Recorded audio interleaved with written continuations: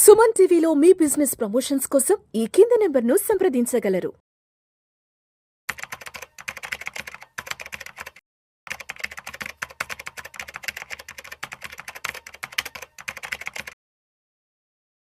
Welcome to Vishnu talks. నేను మీ విష్ణు. ప్రస్తుతం నాతో పాటు NISM and CRISIL certified wealth manager Revanth Chalmala ఉన్నారు. వారితో మాట్లాడదాం. నమస్తే రేవంత్. నమస్తే అండి. Revanth, welcome to Vishnu talks. Thank you sir.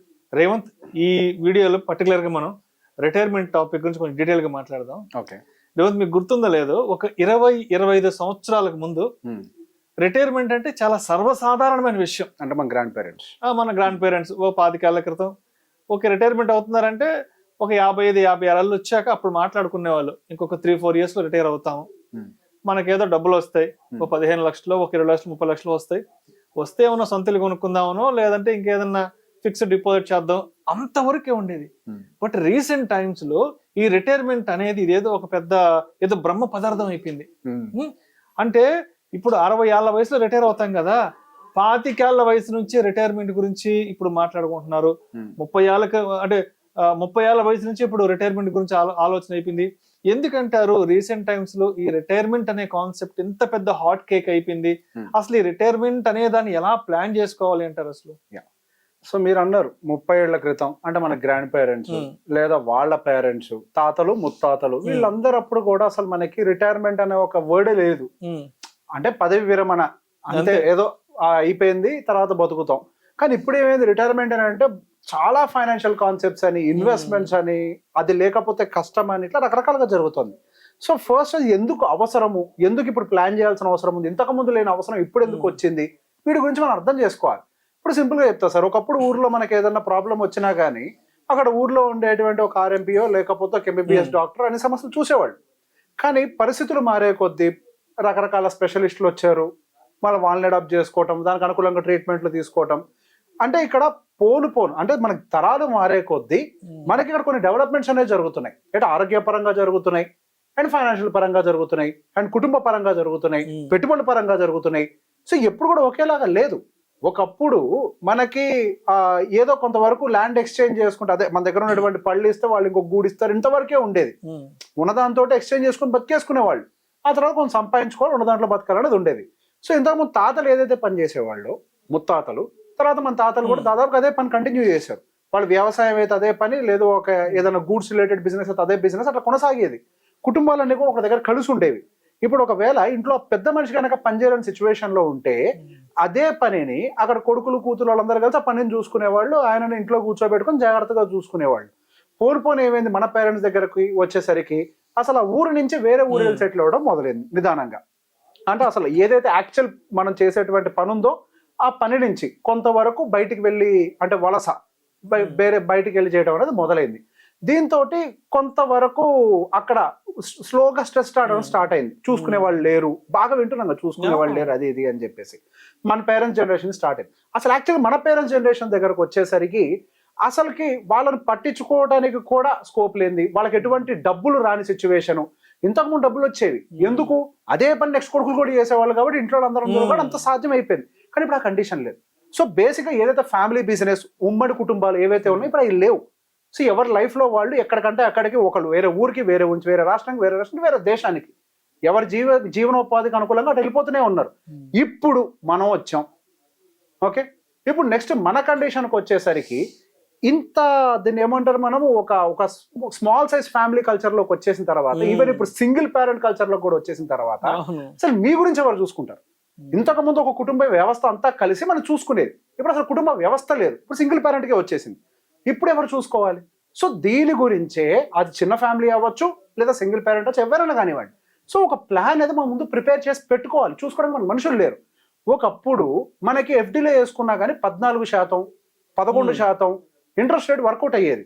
So ఆ రోజు ఉన్నటువంటి లైఫ్ స్టైల్కి, అప్పుడు ఉన్నటువంటి ఖర్చులకి అవి వర్కౌట్ అయినాయి. FDలో వేసిన, వేటిలో వేసినా వర్కౌట్ అయింది. కానీ ఇప్పుడు ఆ గ్రాఫ్ అలా ఎలా స్టార్ట్ అయిపోయింది, 14% నుంచి కిందకు వచ్చింది, కింద నుంచి మళ్ళీ ఒక 10%కి వెళ్ళింది, 10% నుంచి ఇంకా కిందకు వచ్చి మనకు 2020 టైంకి 5%కి వెళ్ళింది, 5 నుంచి ఇప్పుడు 7కి వచ్చింది, మళ్ళీ 7 నుంచి కిందకి వెళ్ళటం మొదలుపెట్టింది. ఇది కిందకి వెళ్తూ ఈసారి 5 దాటి 4కి వెళ్తుంది, మళ్ళీ నెక్స్ట్ ఇంకో సర్కిల్ వస్తుంది, కానీ సార్ 7కి పోకపోవచ్చు. సో బేసిక్గా వడ్డీ రేట్ల యొక్క ప్రక్రియ కూడా మారింది. ఇంతకు ముందు ఒక ఫిక్స్డ్ డిపాజిట్ వేసి పెట్టేసి ఎంతో కొంత రిటర్న్స్ బతికేసేవాళ్ళు. అంటే స్టాండర్డ్ ఆఫ్ లివింగ్ అని అంతా కూడా ఊర్లోనే ఉండేది కాబట్టి పెద్ద ఎత్తున మార్పులు చేర్పులు లేవు. కానీ ఇప్పుడు పేరెంట్స్ కూడా హెల్త్ రీత్యానో పిల్లలకు తోడుండే రీత్యానో మెట్రోపాలిటన్ సిటీస్కి రావడం కూడా మొదలుపెట్టి. కానీ ఇక్కడ ఖర్చులు అంటే ఇక్కడ లైఫ్ స్టైల్ అక్కడ లైఫ్ స్టైల్ చాలా తేడా ఉంది. సో ఖర్చుల పరంగా కూడా తేడా వచ్చే అవకాశం ఉంది. సో ఇప్పుడు మనం దేన్ని చూస్ చేసుకోవాలి? మనం పెరుగుతున్న లైఫ్ స్టైల్కి అనుకూలంగా ఏవైతే ఇన్వెస్ట్మెంట్ టూల్స్ ఉన్నాయో వాటిని మనం సెలెక్ట్ చేసుకోవాల్సిన అవసరం ఉంది. సో ఇంతకుముందు ఈవెన్ పీపీఎఫ్లో లేకపోతే ఇవన్నీ కూడా కొంత బెటర్ ఇంట్రెస్ట్ రేట్ ఇచ్చేవి. కానీ ఇప్పుడు అదే కండిషన్ మనకి మార్కెట్లో లేదు. ఎందుకనంటే వడ్డీ రేట్లు అనేవి తగ్గడం మొదలుపెట్టాయి. అండ్ ఇంతకుముందు మనకి చాలా అంశాలు లగ్జరీ కేటగిరీలో ఉండేవి. ఒక ఏసీ తీసుకోండి, ఒక కారు తీసుకోండి, ఎందుకు ఒక 2-వీలర్ బైక్ తీసుకోండి, ఒక డాబా ఇల్లే తీసుకోండి, అన్ని కూడా ఒక లగ్జరీ కేటగిరీలో ఉండేవి. ఇప్పుడు అవి కాస్త నీళ్ళలోకి మారిపోయినాయి. అంటే ప్రతి ఒక్క దాంట్లో కూడా మనకు ఒక ట్రాన్స్ఫర్మేషన్ జరుగుతుంది.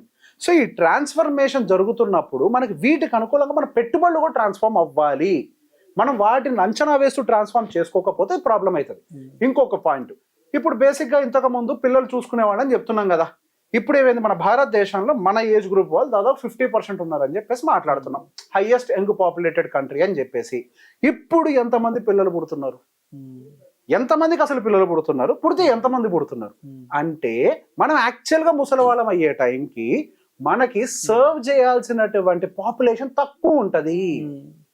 అంటే మనం సర్వీస్ తీసుకోవాలి అని అంటే తక్కువ ఉంటది కదా, అంటే డిమాండ్ ఎక్కువ కదా, అది ఎక్స్పెన్సివ్ గా మారిపోతుంది. మీరు ఒక సర్వీస్ ఒకవేళ డబ్బులు పెట్టి కొనుక్కోవాలన్నా చూసుకునే వాళ్ళు లేరు అనుకుందాం, ఉంటే మంచిదే, ఉండాలని కోరుకుంటాం. లేరు అన్న కండిషన్ అనుకోండి, ఆ సర్వీస్ ఎంత ఎక్స్పెన్సివ్ అవుతుంది. ఇప్పుడు యుఎస్ లో కానీ యూకేలో కానీ వెస్ట్రన్ కంట్రీస్ అన్నింటిలో కూడా ఒక మనిషితో పని చేయించుకోవడం చాలా ఖర్చుతో కూడుకున్న పని. అవును కదా.